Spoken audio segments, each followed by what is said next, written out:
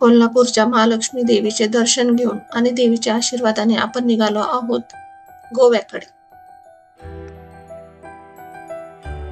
नमस्कार मंडळी, स्वागत आहे आपले ट्रॅव्हल तडका या चॅनलवर. आज आपण निघालो आहोत महाराष्ट्राची संस्कृती आणि कोकणचं सौंदर्य जोडणाऱ्या एका भन्नाट रोड ट्रिपला. कोल्हापूर ते गोवा. धुक्याने भरलेले घाट, नद्यांची संगत, किल्ला, जंगलांचे पट्टे आणि शेवटी निळाशार समुद्र, हे सगळं आपण या प्रवासात अनुभवणार आहोत. चला तर मग सुरू करूया आपली सफर. आता आपण कोल्हापूर, गडिंग्लज, आचऱ्या मार्गे आंबोली घाटात पोहोचलो आहोत. हा घाट म्हणजे देवाने स्वतः रंगवलेले चित्र, धुक्यांच्या पडद्यामागून दिसणारे डोंगर, वळणा वळणाचे रोड आणि धबधब्यांचा नाद. आंबोली वॉटरफॉल, हिरण्यकशी टेम्पल हे पाहिलंच हवं इथं आल्यावर. आपल्या डाव्या साईडला आंबोली वॉटरफॉल दिसतो आहे आणि उजव्या साईडला चहाची दुकाने, गरमागरम भजीचे दुकाने दिसत आहे. आता सुरू होते खरी मजा. आंबोली घाट. रस्त्याच्या दोन्ही बाजूला दाट धुके, खाली खोल दऱ्या, वरून उडणारे ढग, कधी कधी अचानक समोर उभं राहतं माकडांचं टोळकं.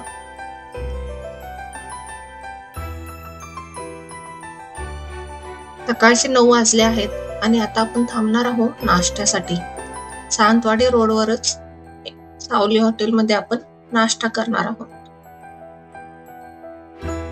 रस्त्यावर हलकी वर्दळ आहे आणि हॉटेल सावलीतला नाश्ता नुकताच सुरू झाला आहे.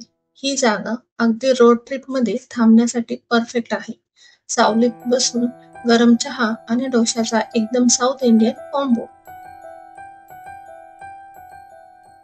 येथील डोसा एकदम क्रिस्पी आहे.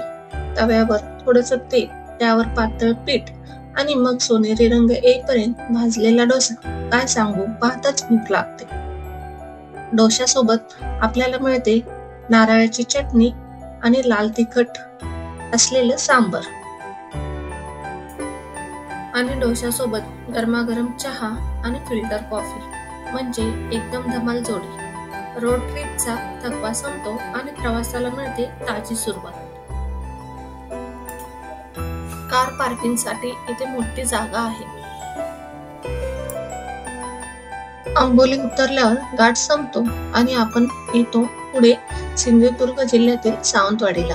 हे ठिकाण लाकडी खेळणी, मोती तलाव आणि राजवाड्यांसाठी प्रसिद्ध. एक छोटासा ब्रेक आणि नंतर गोव्याच्या वाटेवर.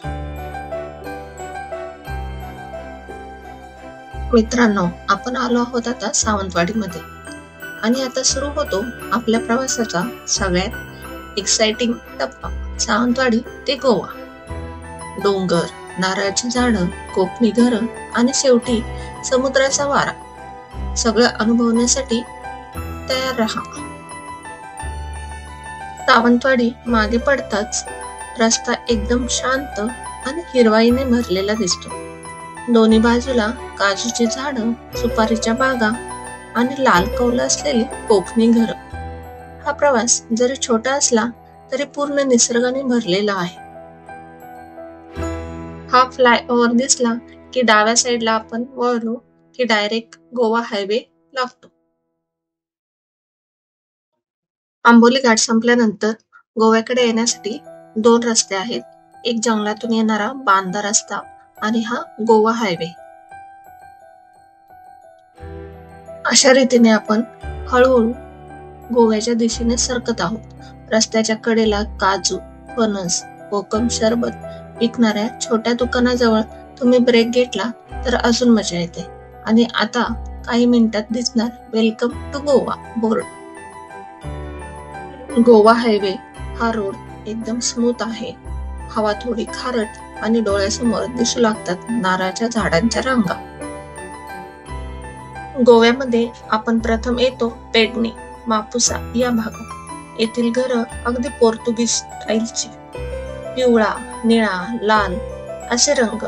बाकावर मांजर झोपलेली आणि बाहेर पापडवाळ ठेवलेली.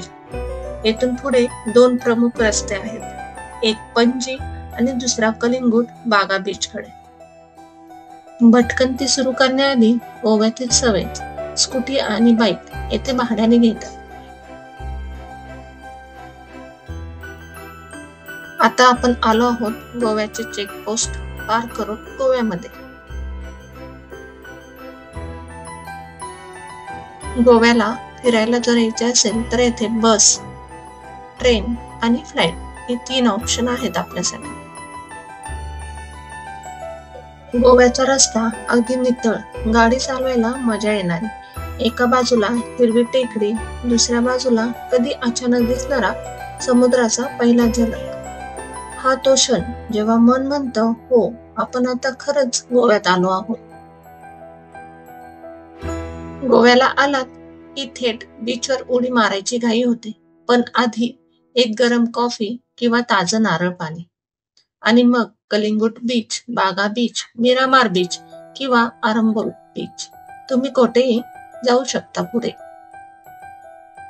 गोव्याची शान म्हणजे इथली संस्कृती.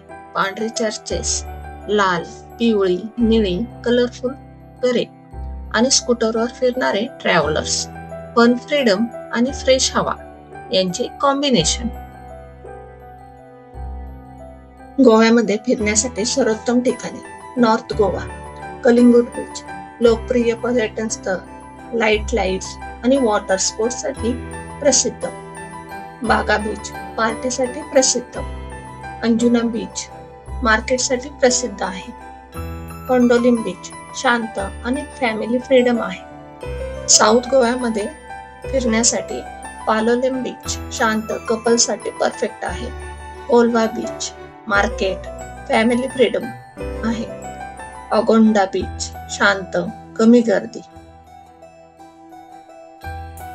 नॉर्थ गोवा आणि साऊथ गोव्यामध्ये ही ठिकाणं फिरण्यासाठी आणि राहण्यासाठी योग्य आहे.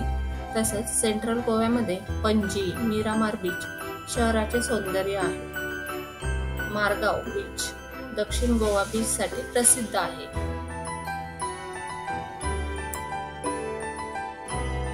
गोवा फिरायला जायचे असेल तर बुकिंग आधीच करावे, का तर नोव्हेंबर ते फेब्रुवारी हा गोव्याचा सर्वात गर्दीचा हंगाम मानला जातो. या काळात ख्रिसमस, न्यू इयर यामुळे देशभरातून आणि परदेशातूनही लोक येतात. त्यामुळे हॉटेल, रिसॉर्ट, बीच हाऊस यांचे रेट्स दुप्पट किंवा तिपटीने वाढतात. किमान 1 महिना आधी ऑनलाईन बुकिंग केलं तर स्वस्तात आणि चांगली जागा मिळते. शेवटच्या क्षणी घेतलेली रूम महाग किंवा गर्दीमुळे उपलब्ध नसू शकते. बजेट स्टे म्हणजे काय? बीच हट्स हा लोकप्रिय का आहे?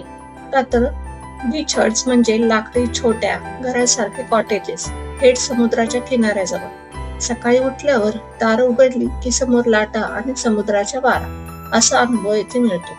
किमान 1200 ते 3000 पर नाईट. लक्झरी स्टे कुठे आणि का? नॉर्थ गोवामध्ये beach, party, clubs, night life, shopping, pubs. South गोव्यात शांतता, स्वच्छ beach, luxury resort, privacy. Luxury रिसॉर्टचे फायदे: swimming pool, private beach, breakfast, 24 तास रूम सर्व्हिस.